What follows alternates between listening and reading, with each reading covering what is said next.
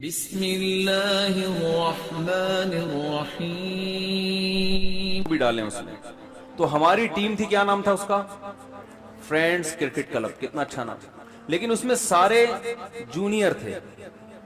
मैं ओपनर जाता था तो सोच लो क्या हाल होता होगा उसका। कोई हम प्रोफेशनल खिलाड़ी तो है नहीं। और दो चार छक्के चौके, बाज दफा मैच जितवाया भी हमने। एकदम लग गए। लपाड़ू, लपाड़ू समझते हैं ना? अब ये लफ्ज इस्तेमाल होता है लपाड़ू। पता नहीं अब ये टर्म इस्तेमाल होती है कि नहीं होती। हमारे दौर में तो होती थी। कुछ जाके लपाड़ू हैं, वो उठा उठा के मारेंगे। लग गए तो लग गए, नहीं तो आउट हो गए। तो हम लपाड़ू थे, छक्के चौके लगाते थे जाके। कभी कभी आउट भी हो जाते थे, कभी मैच की काया भी पलट जाती थी। लेकिन अक्सर रिजल्ट ये निकलता था कि टीम चूंकि बहुत ही जूनियर लड़कों की थी, हम बिल्कुल टीनेजर थे, और हमारे मुकाबले सारे सीनियर लोगों से हमारी टीम नई नई बनी थी, तो नताइज जो निकल रहे थे वो अच्छे नहीं निकल रहे। नतीजा निकल रहा था, अक्सर हार जाते थे। तो क्योंकि हम तो अभी बढ़ रहे थे ना, तो इसलिए मैं क्रिकेट के बहुत खिलाफ हूं, किसी और खेल के हूं या नहीं।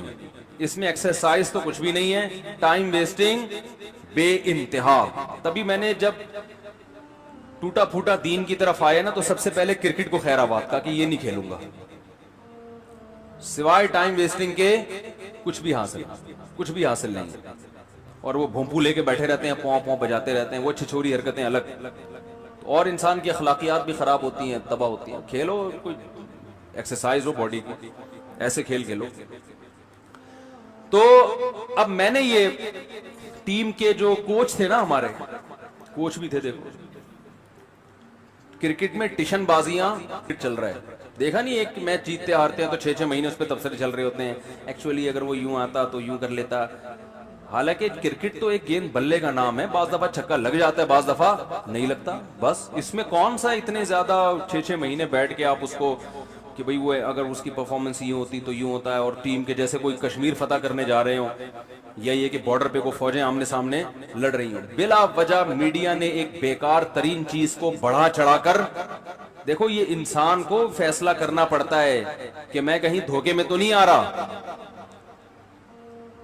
तभी कुरान ने क्या कहा है कि शैतान इनके लिए बुरे आमाल को मुज़य्यन कर देगा। मुज़य्यन का मतलब क्या? चीज बुरी होगी, चमक पट्टियां लगा के ना उसको खूबसूरत कर देगा। तो ये शैतान ने मीडिया के जरिए बहुत सी खराब चीजों को क्या कर दिया है? मुज़य्यन। कि उनकी इतनी इज्जत और उनके ऐसी रिस्पेक्ट, और ये एक्चुअली और वो आपकी परफॉर्मेंस, और ये टोपी ड्रामा है भाई, कुछ भी नहीं है। गेंद बल्ले का उठा के लग गया। इसमें कोई मुल्क की इज्जत नहीं है, हारने में कोई मुल्क की जिल्लत नहीं है, कुछ भी नहीं होता। खेल कूद को इज्जत और जिल्लत समझने वाले परले दर्जे के बेवकूफ होते हैं। ये कोई इज्जत जिल्लत का मयार थोड़ी है। उन दिनों में अफगानिस्तान में तालिबान की हुकूमत थी, उनकी एक टीम आई, वो बेचारे तो बिल्कुल ही मौलाना टाइप के लोग थे, उनकी भी टीम आई, हार के चली गई।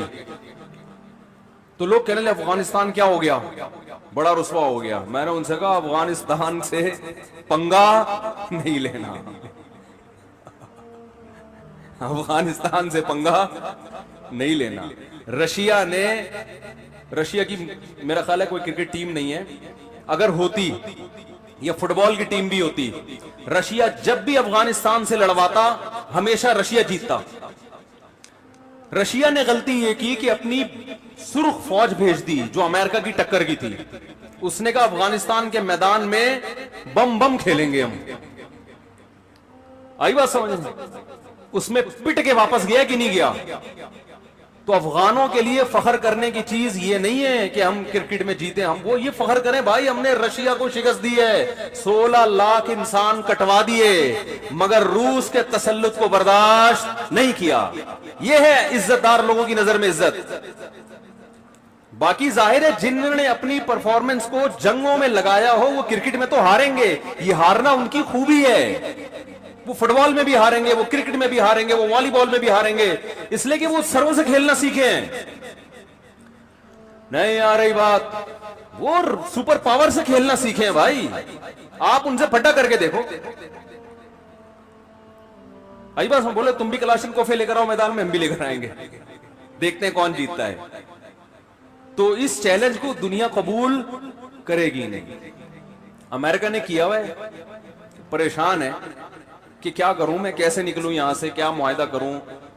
हम तो चाहते हैं अफगानिस्तान में अमन हो जाए, कोई मुआहदा हो जाए। हम तो अमेरिका को पहले भी कह रहे थे कि नहीं जाओ, हम तो अमेरिका की खैरख्वाही में कह रहे हैं। अमेरिका भी जाते हैं ना बयानात मेरे, तो ये ऐसा ना अमेरिका ये समझे कि मैं अमेरिका के खिलाफ बयान कर रहा हूं। तरस आता है, अच्छा नहीं लगता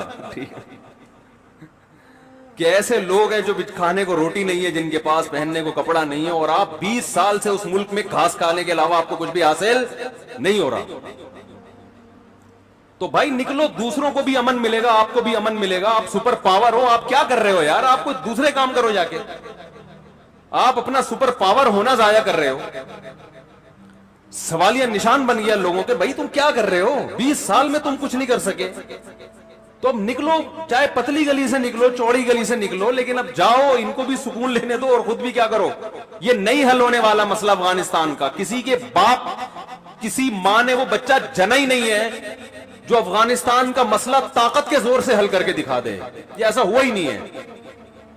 जब हिंदुस्तान में मुसलमानों पे आफत आती थी ना कोई, तो उधर से पठानों को बुलवाया जाता था। ये सारे टीपू सुल्तान, महमूद गजनवी, ये कौन थे, सारे अफगानी थे ना। ये सारे आते थे और ऐसी की तैसी करके चले जाते थे। तो इल्मी कारनामा, इल्मी जो काम है वो हिंदुस्तान के उलमा के ज्यादा हैं, लेकिन मैदान जंग में जो किरदार है वो अफगानों का ज्यादा रहा है हमेशा। दोनों से मिलकर दीन फैला है।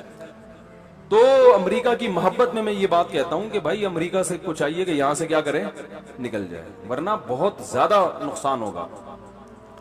तो वो तो लड़ रहे हैं, लड़ते लड़ते लड़ते लड़ते वो तो लड़ते ही जा रहे हैं। उनके तो विजन ही यही है आखिरत, ऐसा विजन है। देखो अमेरिका के कमांडर का बयान आया था कि हम ये जंग अफगानों से जीत नहीं सकते। उसकी वजह उसने ये बयान की कि हम टाइम बाउंड हैं। भाई जब भी कोई जंग छेड़ी जाती है तो उसमें एक टाइम होता है ना कि इस टाइम के अंदर अंदर हमने हदफ हासिल कर लेना है। ऐसा थोड़ी कि लामुतनाई जंग लड़ते ही रहे, कोई रिजल्ट ही नहीं आ रहा, वो लड़ते चले जाओ, ऐसा तो दुनिया में कोई नहीं करता ना। उन्होंने कहा ये जो जंग लड़ रहे हैं ना, इनके पास टाइम बहुत है, क्योंकि इनका नजरिया है कि हम शहीद होकर जन्नत में जाते हैं तो जितने चले जाएं, जितने ज्यादा चले जाएं, कोई मसला नहीं है, ठीक है ना। आज नहीं जाते कल चले जाएं, कल नहीं तो 50 साल बाद चले जाएं, हम नहीं जा सके तो हमारी नस्लें चली जाएं। तो जब उनका विजन कोई टाइम है ही नहीं कि उन्होंने ये कहा कि हमने इतने अरसे में अमेरिका को यहां से निकालना है, 10 साल में या 15 साल में। उन्होंने कहा कोई बात नहीं, 10 साल में निकले, 20 में निकले, 30 में निकले, 40 में, हमारी बला से हम लड़ते रहेंगे, लड़ते रहेंगे, लड़ते रहेंगे, लड़ते रहेंगे। तो उन्होंने कहा ऐसी कौम से कैसे लड़ो जिसके पास लड़ने के लिए क़यामत तक का टाइम हो, और हमारे पास टाइम क्या है, क्योंकि और भी हम है ना जमाने में मोहब्बत के सिवा। ये अमेरिका खुद शेर पड़ता है, और भी हमें जमाने में मोहब्बत के सिवा। इसका पहला मिसरा क्या है, फुरकतें और भी हैं जमाने में। फुरकत क्या है यार, बड़ा टाइट शेर है।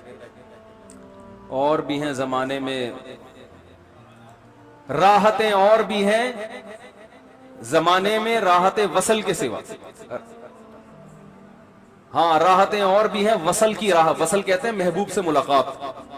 शायरों की आदत होती है ना, हर वक्त महबूब के किस्से लेके बैठे होते हैं ना। जब खुशी की बात होती है महबूब से मुलाकात हो गई, जब गम की बात, शेर में गम पैदा करना हो तो महबूब बिछड़ गया, शेर में खुशी पैदा करनी हो तो महबूब से मुलाकात हो गई, शेर में गम पैदा करना हो तो महबूब बिछड़ गया। तो इसी पे पूरा शायरी घूमती है।